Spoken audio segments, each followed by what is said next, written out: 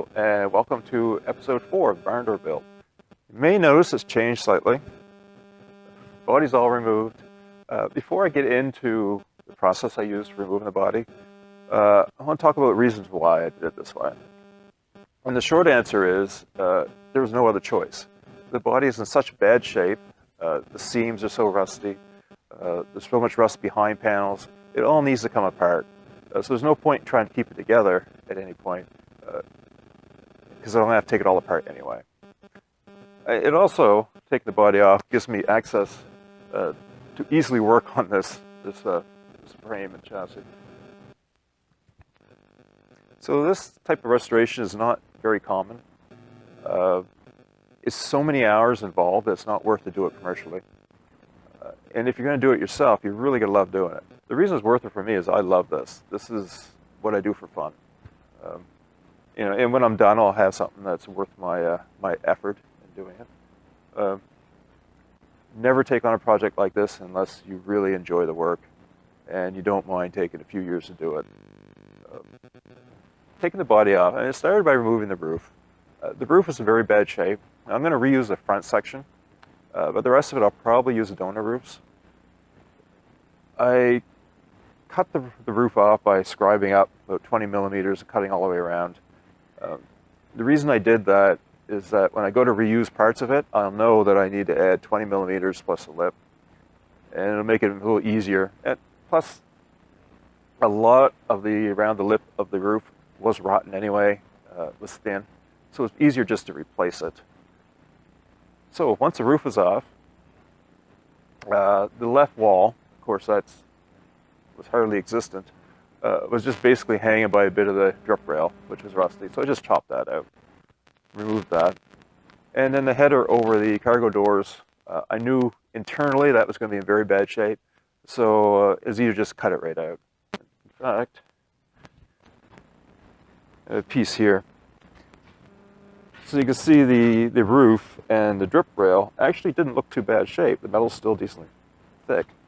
But when you look what was hidden in behind, that's very thin, rusty metal. The spot welds are rotted off, and it's very bad shape. So you can see how thin the metal was. So this will have to be new metal anyway.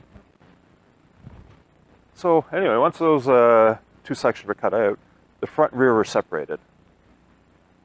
At the rear, because the only thing that holds the rear is where the floor welds the pan, that was rotted away. The fenders in here were rotted away, and the rocker panels were rotted. So there's nothing holding the front section on at all. Now the rear is spot welded to the frame and a section on each end. And then there's a gusset that welds to the rear. This was rotted off. The gusset I had to cut, and I just drilled out the spot welds. This side over here I cut a little bit out because this metal was not worth saving, so I just cut it off. I'll clean it up later. These were out. There was nothing holding the rear on at all. In fact, I was going to have someone help me remove it, and as I was kind of judging the weight and what it was going to take, I just kind of lifted it off and put it on the floor. So it's amazing how lightweight some of the parts of these are. I also straightened the rear frames. As you can see, there's not a lot of structure there. It's 14 gauge metal, the frame's made out of, and it is actually still the right thickness. It's just surface rust on it.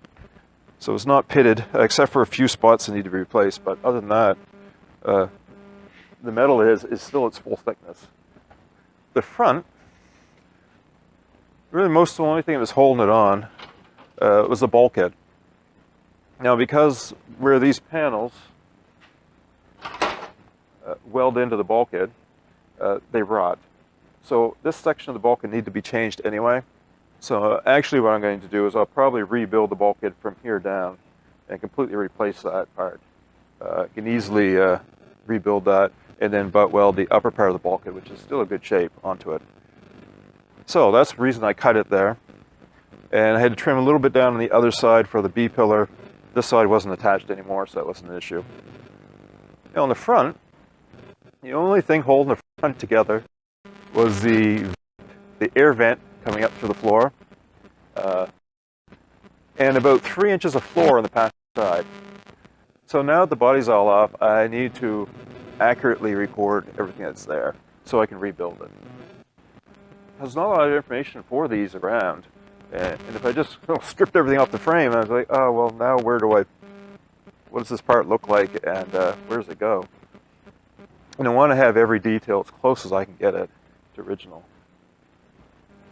So here's my pile of body parts.